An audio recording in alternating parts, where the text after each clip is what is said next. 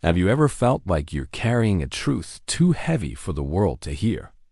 Like you see too much, feel too deeply, and no one around you even notices the weight? If you've ever been told you're too intense, too sensitive, too much, if you've ever stayed silent just to stay connected, then maybe this isn't just a video. Maybe it's a mirror. Because what if the ache isn't a flaw, but a signal? What if your burden was never meant to crush you, but to guide someone else through their own darkness? I remember someone once said, "It's like showing up to a party with a telescope strapped to my face." Everyone else was laughing, dancing, lost in the noise.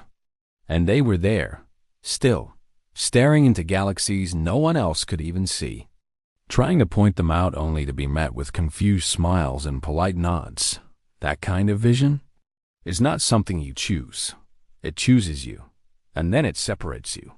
If that sounds like you, stay awake, not to go viral, but to remind someone else they're not alone in being awake. You didn't ask to see more. You didn't sign up to read between the silences, to hear what wasn't said, to feel the shift in a room before a single word was spoken. It just started happening, and at first, it felt like a gift. Like you were somehow tuned in to a frequency others missed. You caught patterns before they emerged. You noticed the moment the energy changed.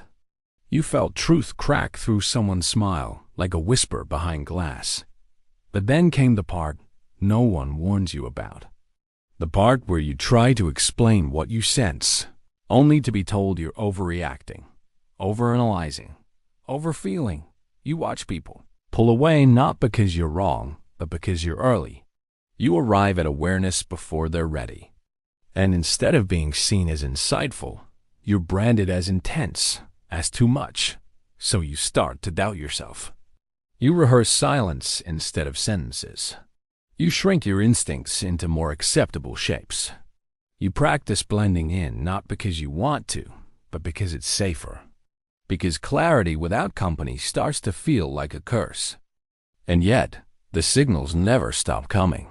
You keep seeing the cracks before they break. You keep feeling the tremble before the collapse. You sit at dinner and feel the whole story shift in a single glance, and you stay quiet. Because what's the point? They won't see it, not yet. And here's where the deeper pain begins. Not from what you see, but from pretending you don't. Not from the truth itself, but from being the only one in the room who feels it. There's a quiet kind of agony in knowing, in carrying a vision that others dismiss. And it's not ego. It's not arrogance. It's just clarity. And clarity comes at a cost. But maybe you're not broken. Maybe you're just awake in a room full of people still dreaming. Maybe your seeing is not the problem, but the beginning of something sacred. A kind of perception that isn't meant to be denied, but developed. Not silenced, but spoken. If that sounds familiar, maybe it's time to stop hiding the telescope. Maybe the galaxies were never meant to be seen by everyone, but they were meant to be seen by you. There's a loneliness that doesn't come from being alone. It comes from being unable to share what you know. From walking through life carrying a clarity that others find uncomfortable. You see beneath the surface. You hear the tremble in someone's tone before their story begins. You notice the way they say, "I'm fine," with eyes that say otherwise. You speak up once, maybe twice. You say what you see. You name what no one else is ready to touch. And it lands like a stone in still water causing ripples no one thanks you for. They flinch. They pull away. They call you dramatic, negative, too intense. So you stop offering truth and start offering silence. But that silence isn't peace. It's exile. You sit in rooms full of people and feel miles away. You laugh at jokes you don't find funny. You nod at stories that miss the point. You become fluent in small talk just to stay connected. But inside, there's a deep ache for something real. And maybe you've started wondering, is it you? Maybe you are too much. Maybe if you just softened a little more, shrunk a little smaller, everything would feel easier. But it never does. Because the ache isn't from being wrong. It's from being unseen. Carl Jung said, "Loneliness does not come from having no people around, but from being unable to communicate the things that seem important."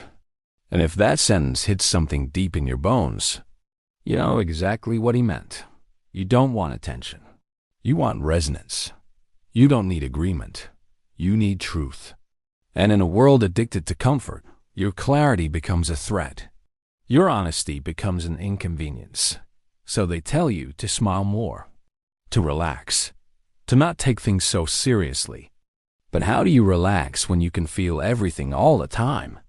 The truth is, your depth scares people who've never gone there themselves. Your sensitivity speaks a language most have forgotten how to understand. And so, the more you feel, the more you hide. The more you know, the more you dilute. Until one day you look around and realize no one really knows you. Not because you're hiding, but because they stopped listening long ago. But you're not alone in this. There are others. Quiet ones, deep ones, people who feel just as out of place, just as unseen. And they're not looking for perfection. They're looking for honesty. For someone to say, "I see it too." If that's you, leave that truth somewhere visible.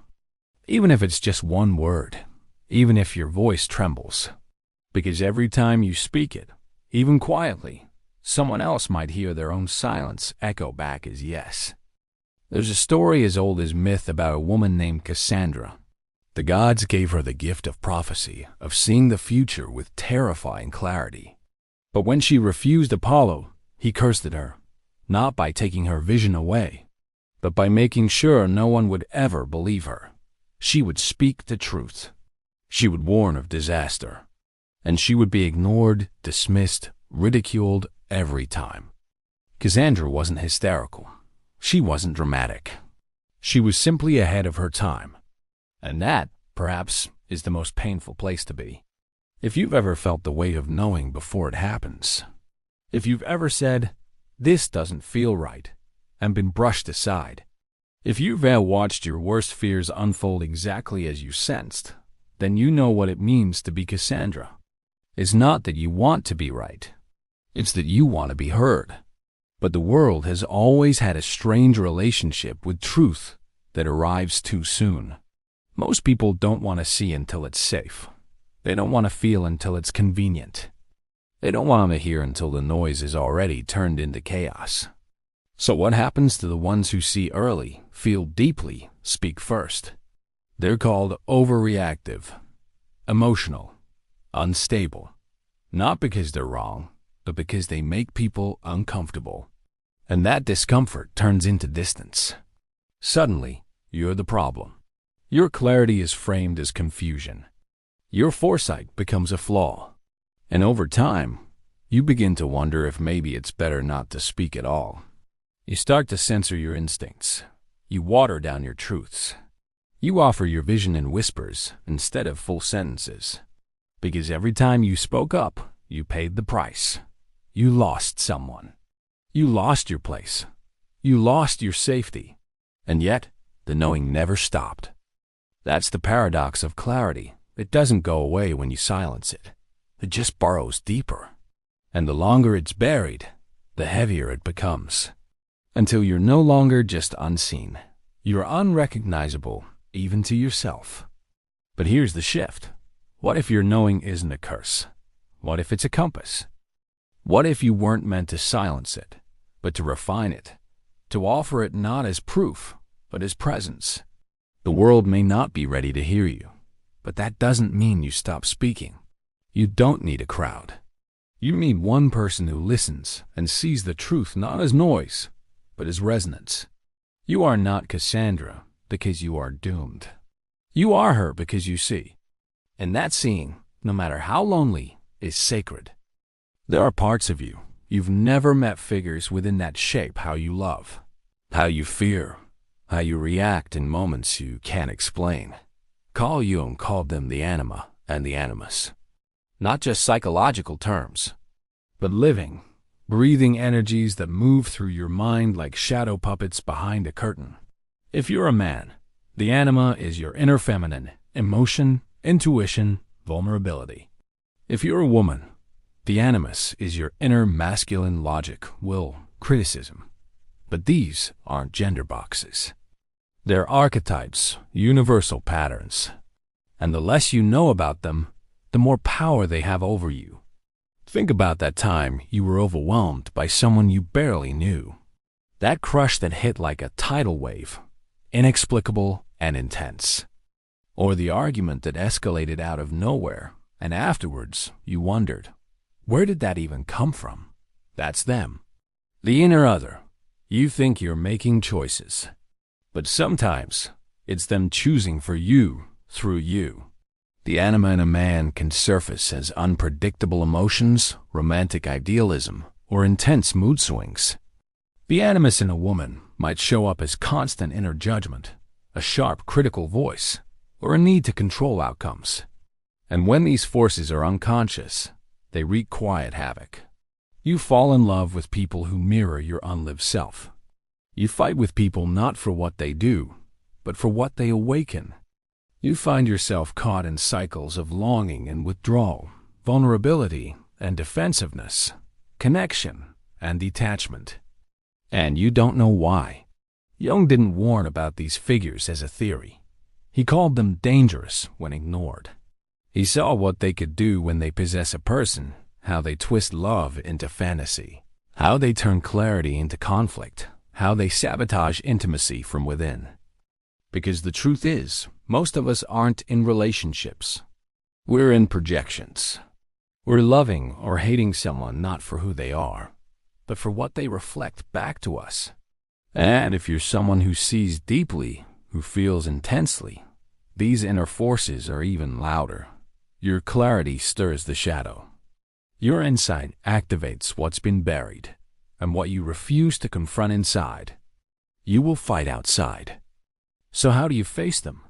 You begin by noticing the triggers, the patterns, the voice that isn't yours, but sounds so familiar. You listen. You ask, who is this really? And you don't judge. You stay. You sit. You learn.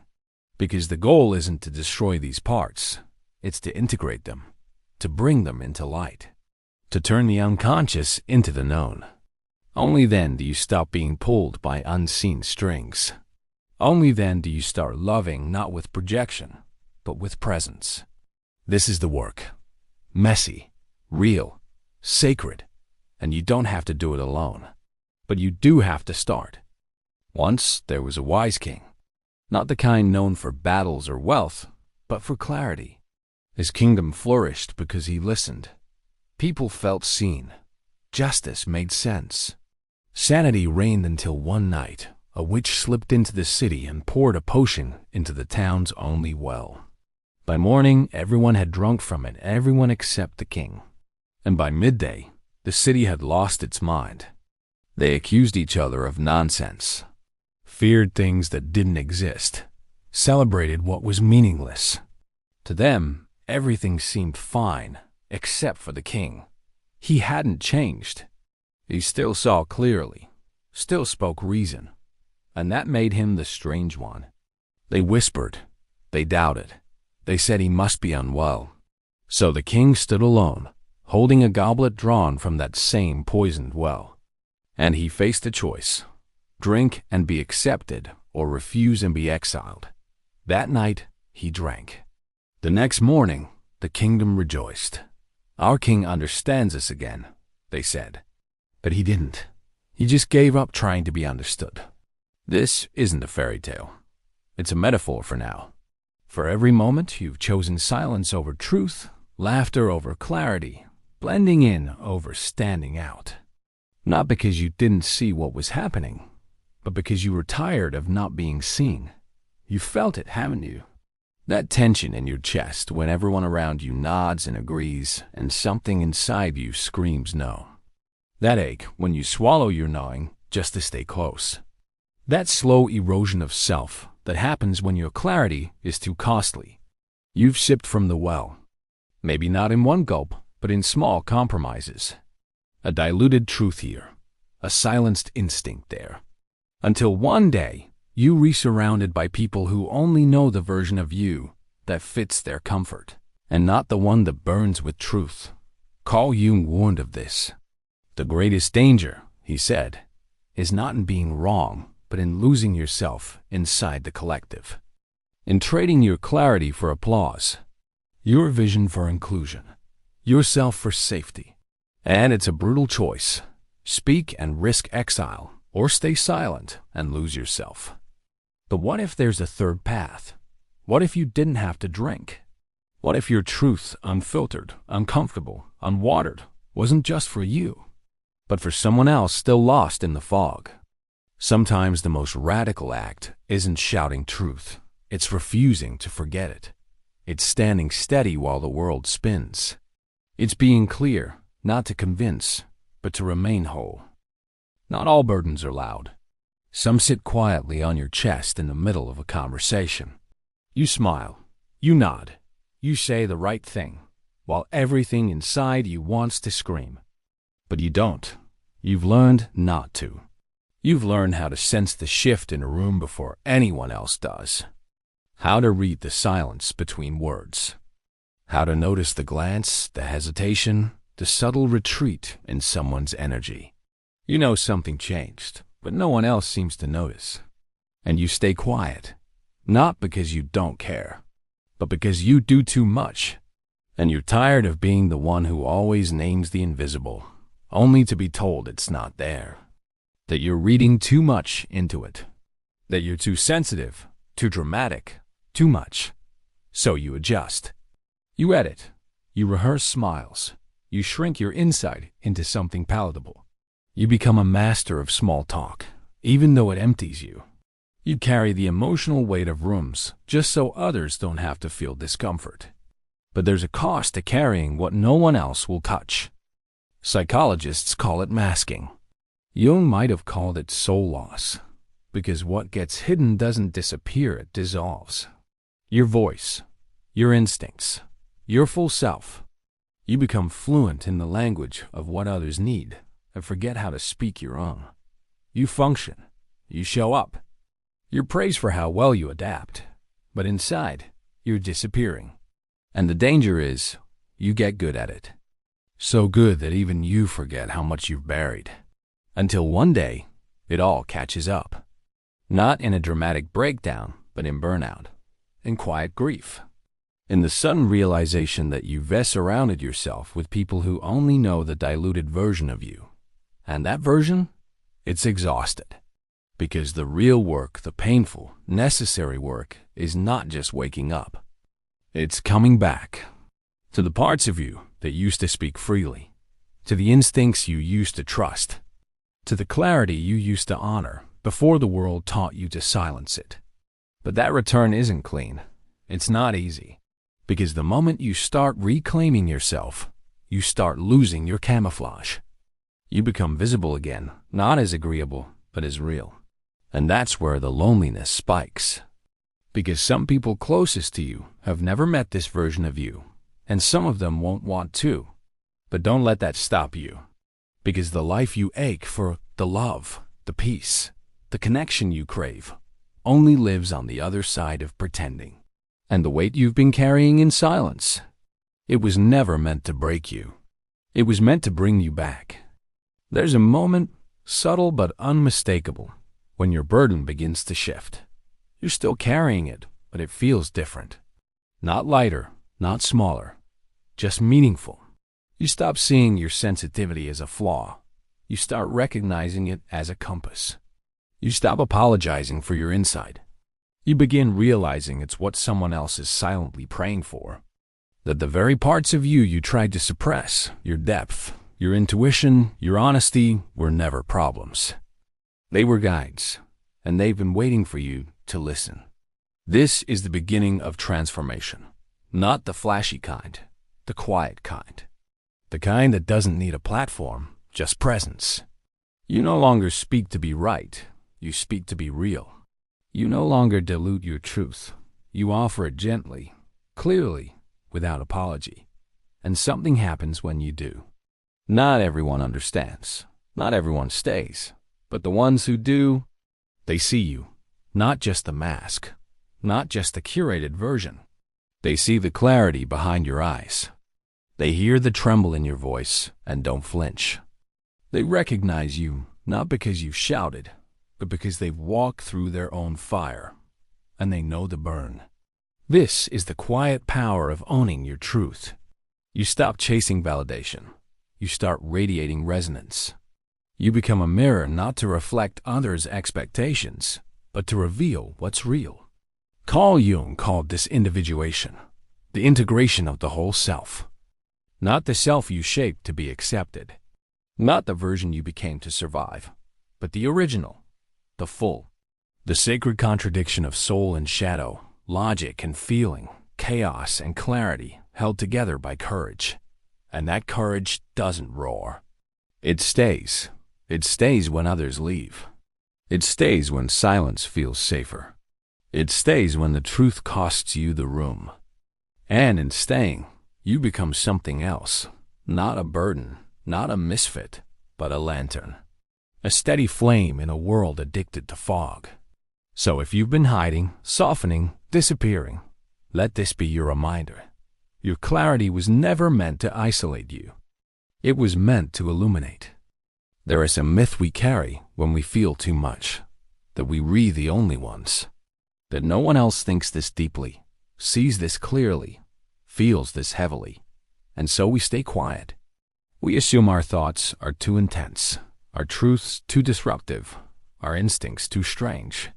But what if you're not alone? What if there are others scattered across the noise who are also carrying their silence like armor, also shrinking their truth to fit in, also hoping someone, somewhere, will speak first? You find them not by pretending, not by dimming, but by standing in your clarity.